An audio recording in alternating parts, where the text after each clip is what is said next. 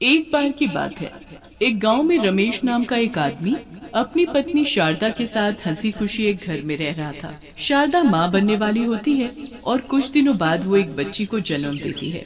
शारदा की बेटी बिल्कुल काली पैदा होती है, पर शारदा और रमेश फिर भी उसे बहुत प्यार करते हैं और उसका नाम मुस्कान रखते हैं। एक साल बाद शारदा को एक बेटा होता है जिसका नाम वो नकुल रखते हैं। नकुल जब 2 साल का होता है तब शारदा की तबीयत बहुत खराब हो जाती है और उसकी मौत हो जाती है। अब कैलाश बेचारा अकेले ही दोनों बच्चों को पालने लगता है। धीरे धीरे समय बीतता है और मुस्कान 5 साल की हो जाती है।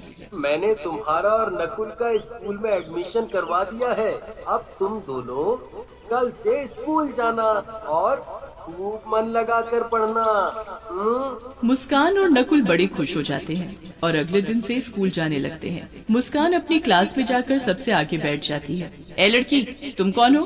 पहले तो इस क्लास में नहीं देखा। मेरा नाम मुस्कान है, मेरा आज ही एडमिशन हुआ है। नाम मुस्कान और शक्ल ऐसी कि सामने वाले की मुस्कान गायब हो जाए।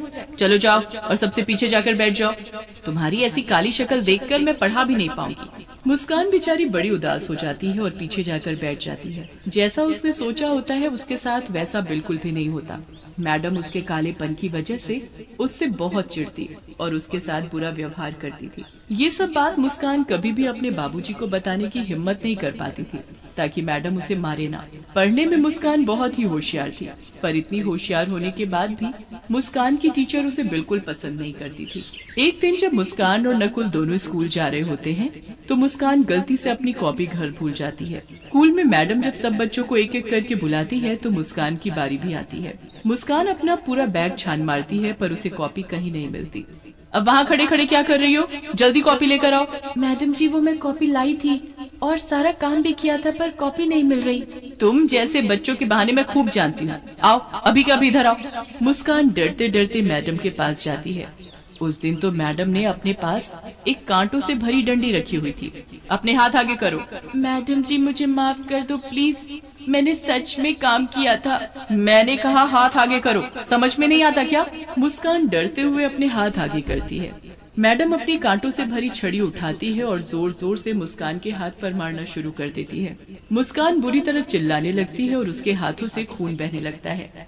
मैडम जी, मत मारो, मुझे मत मारो, माफ कर दो मैडम जी, मुझे माफ कर दो। मैं बच्चों को माफ नहीं करती बल्कि उनको सजा देती हूँ, सजा। और तुझ जैसी काली कलूटी को तो डबल सजा मिलनी चाहिए। मैडम मुस्कान को इतना मारती है कि मुस्कान खूनम खान हो जाती है।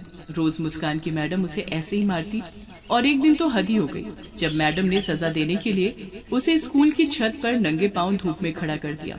मुस्कान की हालत इतनी बुरी हो गई कि वो चक्कर खाकर छत से नीचे ही गिर गई और तड़प तड़प कर मर गई। उस वक्त कैलाश 2 दिन के लिए शहर गया होता है। ये खबर सुनकर वो दौड़ा चला आता है, पर आने के बाद उसे न ये पता चलता है कि उसकी बेटी की मौत कैसे हुई और न ही उसे अपनी बेटी की शक्ल देखने को नसीब होती है, क्योंकि गांव वाले ही उसका क्रियाक्रम कर देते हैं। कैलाश को मुस्कान की मौत का बहुत दुख होता है और वो उसके लिए बहुत रोता है। कुछ दिन बाद वो नकुल को स्कूल छोड़ने जाता है।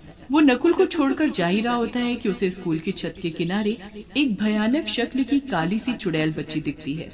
कैलाश जल्दी से भागकर पास जाकर देखता है तो वहाँ कोई भी नहीं होता। अभी तो यहाँ कोई था, कोई भयानक शक्ल जैसी काली चुड़ैल जैसी बच्ची कहाँ गई वो अचानक? कैलाश वहाँ से वापस जाने लगता है तो वो काली चुड़ैल बच्ची फिर से आ जाती है। मैं वापस आ गई हूँ, एक एक से मैं बदला लूंगी, किसी को नहीं छोड़ूंगी। सब बच्चे क्लास में पढ़ रहे होते हैं। हमेशा की तरह मैडम बच्चों को मार रही होती है। तभी वो काली चुड़ैल बच्ची खिड़की के पास आकर खड़ी हो जाती है और उस मैडम को घूर घूर कर देखने लगती है। उसके बाद वो टेबल पर पड़ी कांटों वाली छड़ी को देखकर घूरने लगती है। छड़ी अचानक हवा में उड़ने लगती है। सब बच्चे और मैडम हवा में उड़ती छड़ी को देखकर हैरान हो जाते हैं। उसके बाद वो एक इशारा करती है और छड़ी मैडम को मारना शुरू कर देती है। मैडम जोर जोर से चिल्लाने लगती है और वो काली चुड़ैल बच्ची बहुत खुश होती है। अब आया ना मजा, अब पता चलेगा कि कैसे दर्द होता है। हाय हाय, मैं मर गई, कोई मुझे बचाओ। ये क्या हो रहा है? कौन है यहाँ? कौन कर रहा है ये सब? यहाँ कोई भूत तो नहीं? हे भगवान, मुझे बचाओ।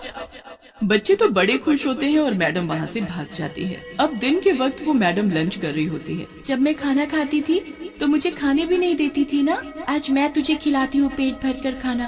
काली चुड़ैल बच्ची अपना हाथ गोल गोल घुमाती है और सारा खाना हवा में गोल गोल घूमने लगता है। अरे अरे ये क्या हो रहा है, ये कैसे हो सकता है, यहाँ पक्का कोई भूत है। कितना मजा आ रहा है तुझे ऐसे देखकर। अब मैं रोज ऐसे ही करूँगी। मैडम को आसपास कोई दिखाई नहीं देता।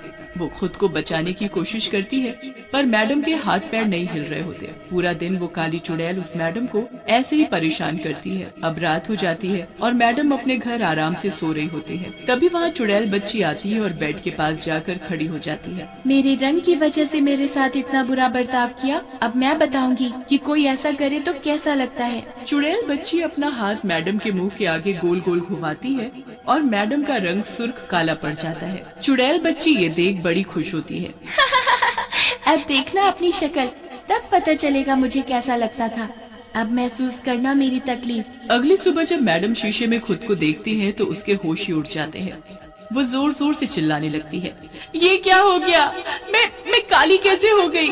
मैडम रगड़ रगड़ कर अपना मुंह धोती है पर उसका रंग वैसे का वैसा ही रहता है। उसे बिल्कुल समझ नहीं आ रहा होता कि रातों रात उसका रंग काला कैसे पड़ गया।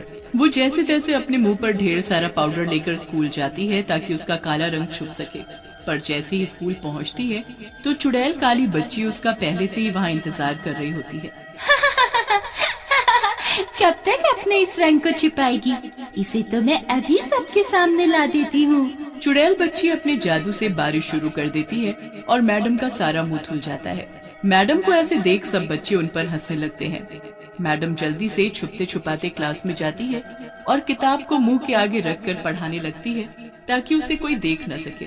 चुड़ैल बच्ची वहाँ भी आ जाती है और जादू से मैडम के हाथ की किताब उड़ाकर गिरा देती है। बच्चे मैडम को देख बहुत तेज हंसने लगते हैं। क्यों हंस रहे हो, तुम्हें उससे क्या, काली हूँ तो क्या किसी के कालेपन का मजाक उड़ाना चाहिए। चुपचाप बैठकर पढ़ाई करो। मैडम क्लास से बाहर जाने लगती है कि तभी पीछे से एक बच्चा बोलता है, जब खुद मुस्कान के कालेपन का मजाक उड़ाती थी तब ये बात नहीं बताती क्या मैडम को। मैडम उस बच्चे की ये बात सुन लेती है पर चुपचाप वहाँ से चली जाती है और अकेले जाकर बैठ जाती है। वो बच्चा बोल तो सही रहा है, मैंने उस मुस्कान के साथ कितना बुरा किया क्योंकि वो बस काली थी इसलिए। मैडम यहाँ बैठकर अफसोस कर रही होती है और उधर कैलाश छुट्टी होने पर नकुल को स्कूल से लेने आता है। कैलाश को फिर से वही काली चुड़ैल बच्ची छत पर खड़ी दिखती है। आखिर ये चक्कर क्या है, मुझे जाकर देखना चाहिए। वो लड़की कोई और नहीं मुस्कान थी और वो मुझे बार बार इसीलिए यहाँ दिखती थी ताकि मैं यहाँ आकर ये सब देख सकूं। उसके साथ जरूर कुछ गलत हुआ था। तुम चुड़ैल नहीं, मेरी बेटी हो, है ना? तुम मुस्कान हो ना?